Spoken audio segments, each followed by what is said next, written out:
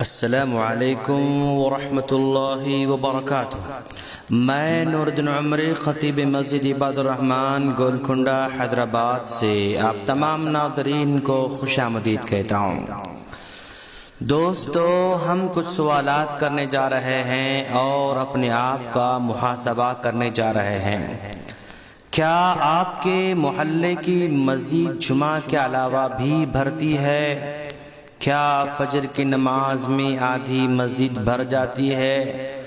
کیا آپ کی مسجد جمعہ کا خطبہ شروع ہونے سے پہلے بھر جاتی ہے؟ کیا آپ اذان ہوتے ہی مسجد کی طرف نکل پڑتے ہیں؟ کیا آپ کی نماز ہمیشہ قضا ہوتی رہتی ہے؟ کیا آپ سخت بخار میں بھی مسجد جانے کی ہمت کریں گے؟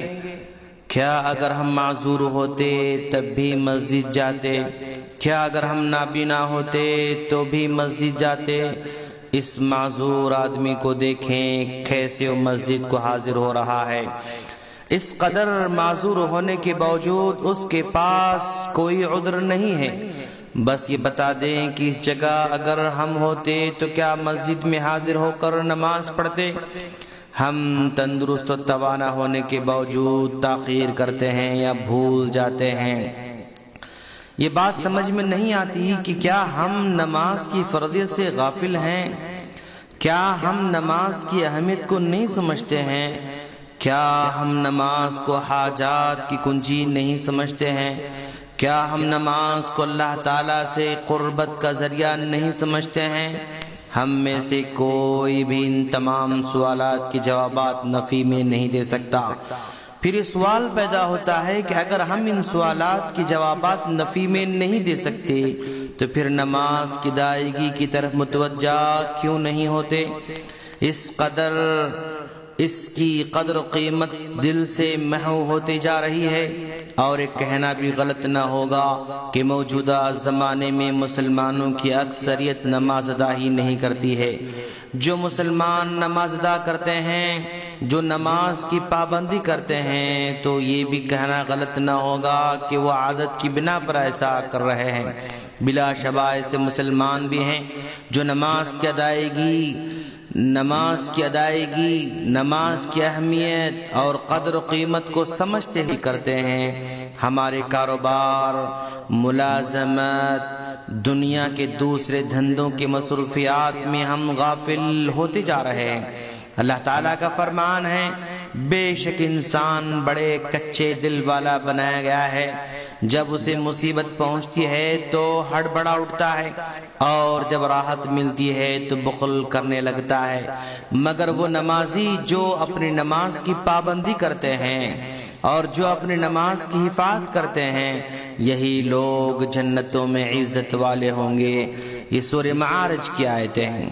اللہ تبارک و تعالی کہ پیارے نبی صلی اللہ علیہ وسلم نے فرمایا، قیامت کے دن آدمی کے اعمال میں سب سے پہلا فرض نماز کا حساب لیا جائے گا۔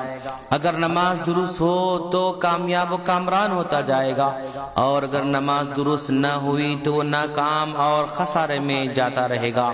یہ ترمذی ابن ماجہ کی روایت ہے۔ اسی طرح اللہ کے رسول صلی اللہ علیہ وسلم نے فرمایا، 7 قسم کے آدمی وہ ہیں جن کو اللہ تعالیٰ اپنی رحمت کے سائے میں ایسے دن جگہ عطا فرمائے گا جس دن اس کے سائے کے سوا کوئی سایہ نہ ہوگا۔ ان 7 لوگوں میں سے ایک وہ شخص بھی ہے جس کا دل مسجد سے اٹکا ہوا ہے، یعنی وقت پر نماز کی پابندی کرتا رہتا ہے۔ یہ بخاری مسلم کی روایت ہے۔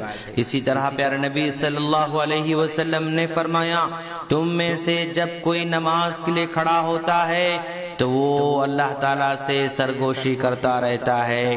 یہ بخاری کی روایت ہے۔